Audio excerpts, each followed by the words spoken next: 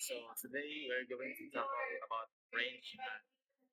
For now, we're going to get the scores of the students or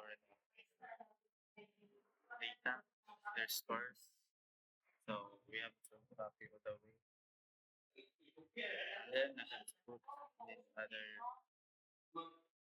blank. So as you can see here now, I already put the copy of the data of the scores of the student, and then we have to go here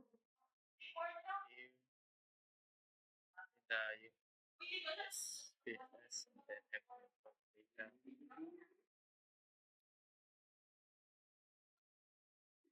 What's wrong?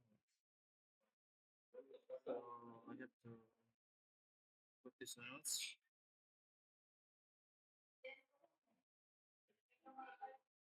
So here is the data, the scores of the students. So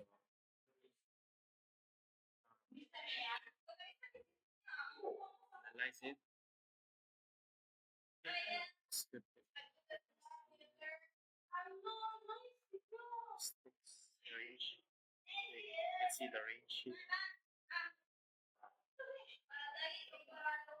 So to get the range, we have to minus the highest score and the lowest score of the scores of the students. So the highest score of the students is 69 and the lowest is 3. So whatever will be the results of